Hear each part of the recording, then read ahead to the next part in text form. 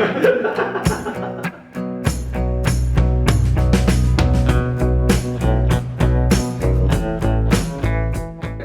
to Frankie Talks Rugby. Tonight we have a special guest in the studio, all the way from Auckland, New Zealand, Mr. Aidan Wood. Aidan, welcome. How you doing, Frankie? Thank you very much for joining us. Yeah, pleasure to be here. Mr. Aidan's going to share his thoughts with us tonight on the All Blacks Springboks current form going into the World Cup off the back of the Rugby World Cup warm-ups. And he also gives us his predictions for the Final Four as to who he thinks is going to contend the semi-finals. And then he will also give us his opinion on how World Rugby has decided to deal with games that will be affected by adverse weather or natural disasters. Without any further ado, so Aidan, give us your feedback on the All Blacks squad after the game they had against Tonga. What's your take? Yeah, the game against Tonga was pretty good to watch, being an All Blacks fan, 92-7. And they did a bit of a training exercise where they just played with 14 players for the last 15 minutes. Yeah. It all went well. And lucky they didn't come out with any injuries because Tonga, they've got some pretty big boys. We've done some pretty ruthless hits at times. So yeah, it went well in that case. I don't think we can take much away from it. I mean, it's Tonga at the end of the day. Like, you guys had a good game against Japan, where you were apparently doing some of the same sort of training tactics, kicking the ball away and playing long periods without the ball. Yeah, I saw Rassi said there that they thought the Japanese hasn't really experienced, taking high balls in the Pacific Nations Cup. Yeah. So they thought they'd push that tactic and see how the Japanese go to handle that. Yeah. And I think 3 of the tries were actually scored off kick turnovers. Yeah. I think it was right. Yeah, no, so I don't think we can take too much out of the 2 games.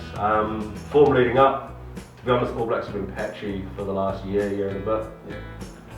They still managed to win, but not as convincingly as always, really want. we used to, being an All Black supporter, but I think they'll go pretty deep into the tournament.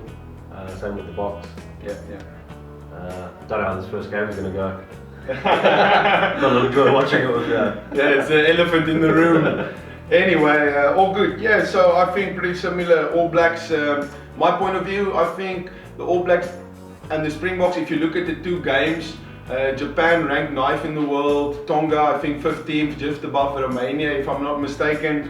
So I think, and New Zealand also still playing that game at home as to where South Africa was playing in Japan, Yeah. And I think it just would benefit South Africa more to be tested a bit more, especially in the conditions that's going to be played at the World Cup, as to when New Zealand played, in front of their home crowd again, and similar weather to what they're used to, not the humidity, if you will. Yeah. So, I see the people, I don't know how much you know about that, being delayed because of the weather, arriving at the World Cup. The All Blacks? Yeah. Yeah, I think they got delayed by a day or so. Yeah. But they managed to get through. Okay. And, I suppose we should talk about the weather. How it's going to affect the games then. Yeah, we'll get to that one. Your predictions, mate, what do you think? Predictions? Top 4 semi-finals. I think it'll be both of us, so the All Blacks and the Box. The last 2 could be any of sort of 4 teams, I reckon. Yeah. I'm hoping it's Australia and Argentina. Yeah. Just to quiet everyone down up north. A repeat of 2015. Yeah, exactly. Sorry, Northern Hemisphere, guys. But I think it'll be probably England and maybe Aussie or Argentina, depending on how they go. Yeah.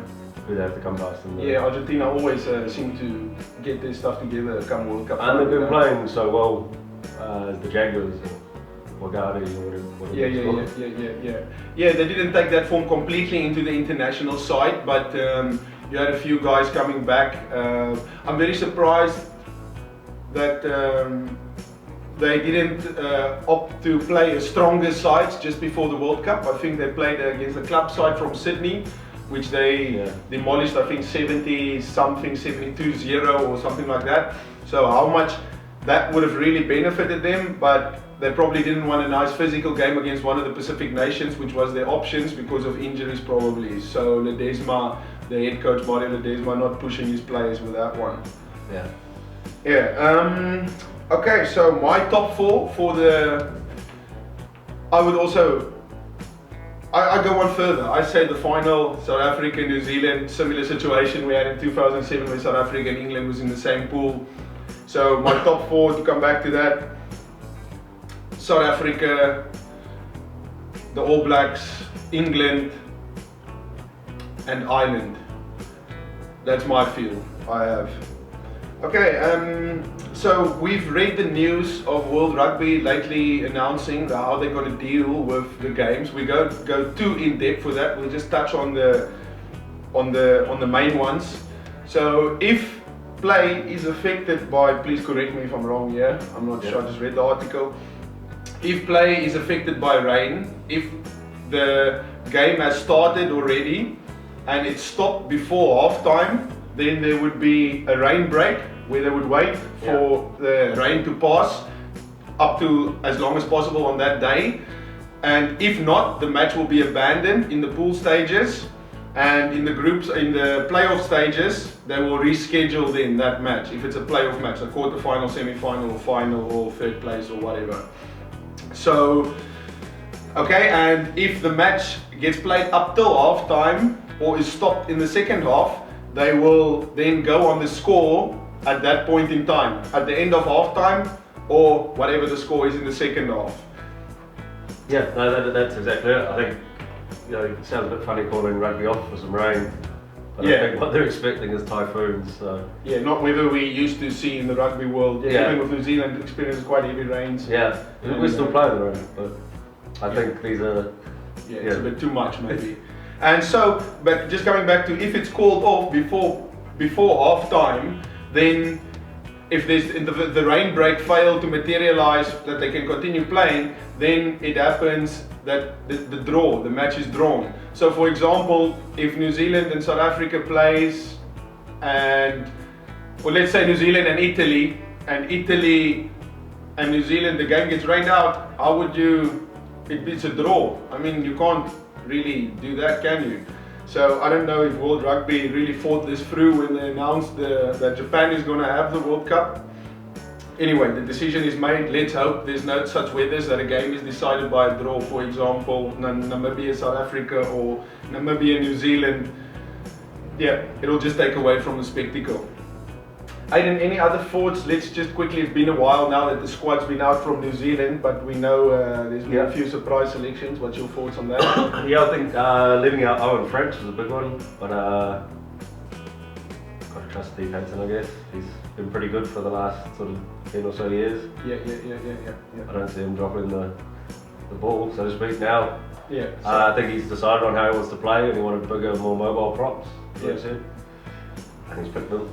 Yeah. You know, Owen French, great scrum time, but he's not so big around the field. Yeah. I think he's played 108 tests. Yeah. He's never scored a try.